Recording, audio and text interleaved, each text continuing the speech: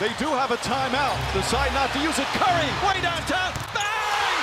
Bang! Oh, what a shot from Curry! Okay, guys, I'm sorry. I really didn't even know that we haven't done one of these in a while until the premiere today.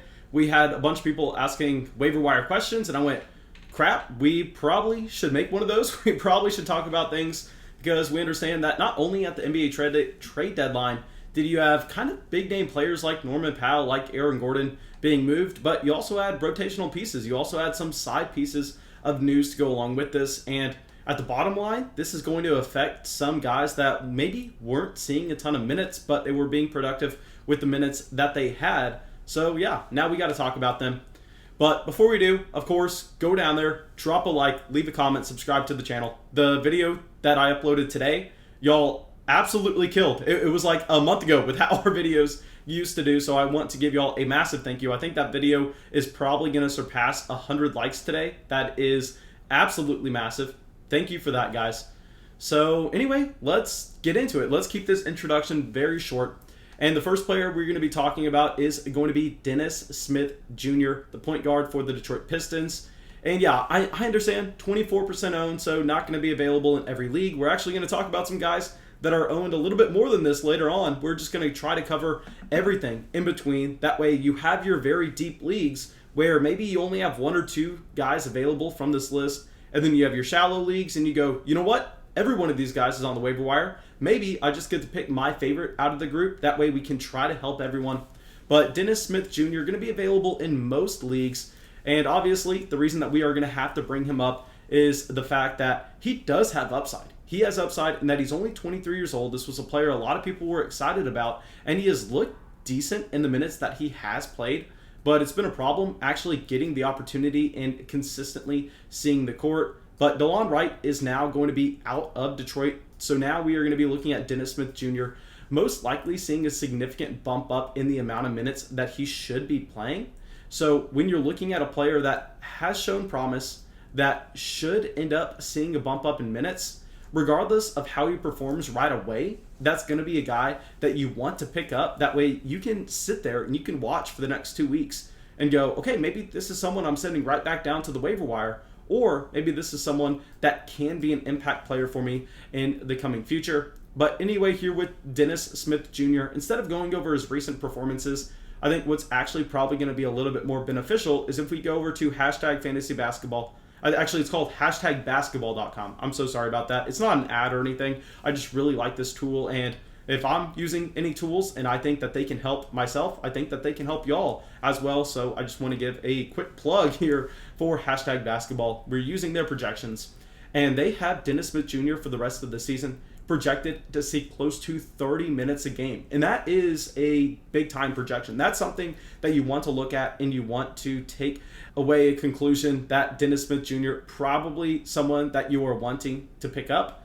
And I know if you look at the rest of the projections, I mean, they have him for an abysmal 40% field goal percentage. Also down there at 10 points a game, only 3 rebounds, 5 assists, a steal and a half. But what I will say here is with Dennis Smith Jr., we don't exactly know 100% what he is going to be in this Detroit Pistons rotation. So I think that their projections for his points, rebounds, assists, efficiency marks, those are probably going to be a little bit more volatile and a little bit harder to predict, where I just want to focus in on the minutes played. So if you're playing in a league that maybe is a little bit deeper and you have Dennis Smith Jr. available to you, I think he's worth a pickup. He's worth a, hey, let's pick him up, see what's going to happen. If not, we can cut him in a week because you know you want to constantly be churning the bottom of your fantasy basketball roster anyway. Okay, so now let's pull up someone that is going to be rostered in way more leagues, someone that is also going to be, I don't want to say a safer option, but someone that you can rely on most likely starting right away.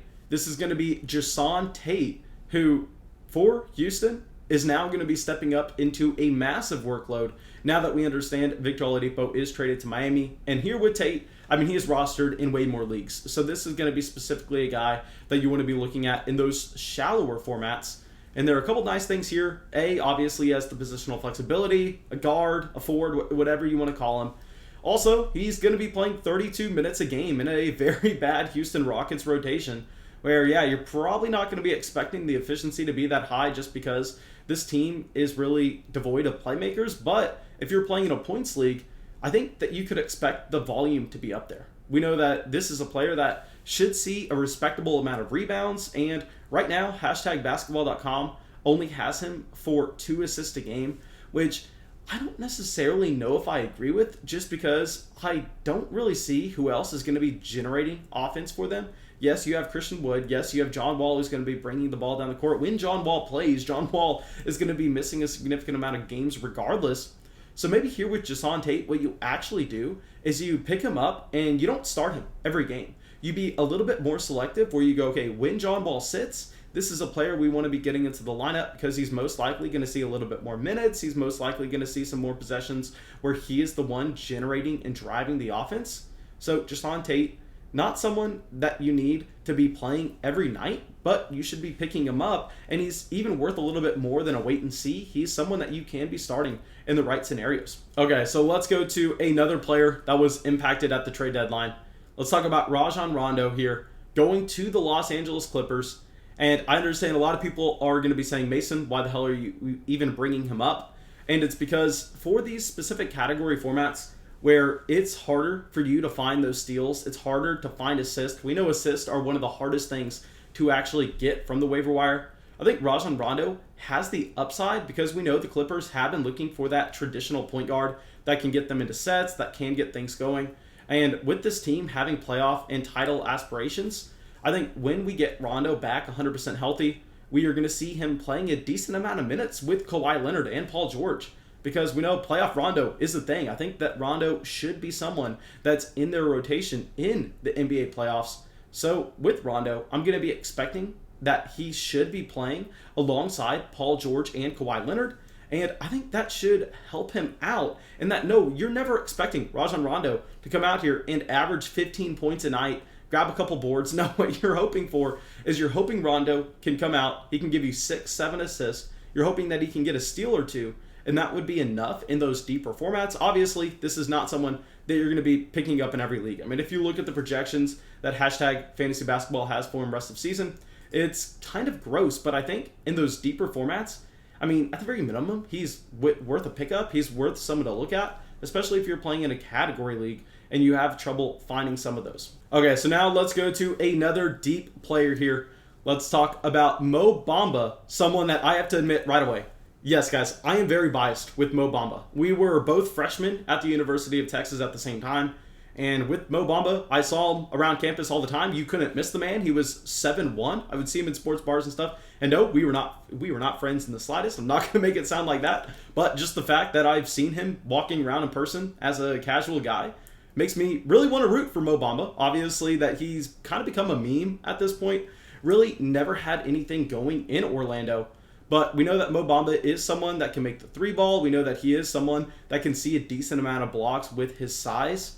So with Vooch leaving, with Wendell Carter Jr. coming in, and the fact that Mo Bamba is still only 22 years old, I know we want to get excited about Wendell Carter Jr., and he's definitely going to be the player that you want in this rotation.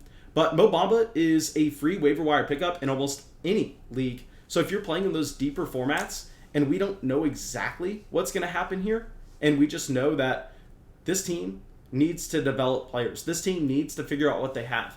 So if you're the coaching staff here, if you're the general manager, even if you don't think Mo Bamba is going to be with you in the long term, why not roll him out there for 20, 25 minutes a night just to see what you have? Because you have such a small sample on anything that you can take away from Mo Bamba, where worst case scenario, you put him out there and he looks horrible. You're like, okay, this guy is never going to be a quality rotational piece on a basketball team that should be a title contender. And if you're not going to meet that criteria, if you can never be someone in a title contender's rotation, then that's a player that the team does not need to have long-term plans with. This is also someone that's going to be up for a contract extension sometime soon. So you kind of make the case for him getting opportunity, seeing minutes in this rotation, because it's kind of now or never for Mo Bamba. He's 22 years old, but seems like he's been in the NBA forever. I think this is his 4th year now. So with Bamba, I understand that he's not someone you're going to be wanting to plug in right away. He's not someone that you're going to be expecting for production, but I think he does have upside if he can crack this rotation, if he can see a decent amount of minutes played. I think Bamba's worth a pickup in those deeper formats.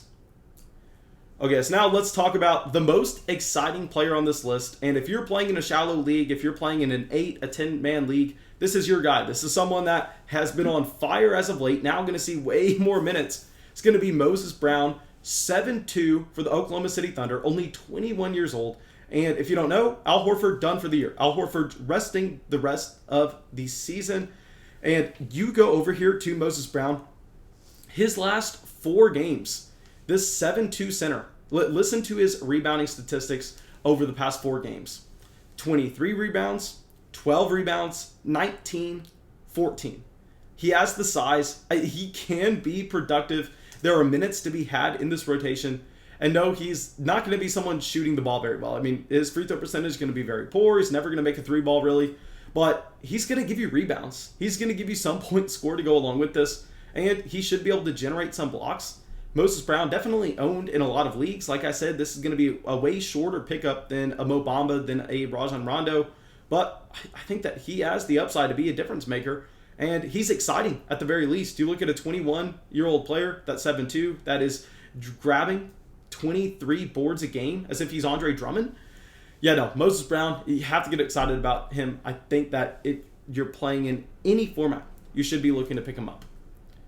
Now, thank you guys. I really hope y'all enjoyed this video. I really hope y'all got something from it. As always, go down there, drop a like, leave a comment, subscribe to the channel. It helps us out a ton. And I'll see y'all with the video tomorrow.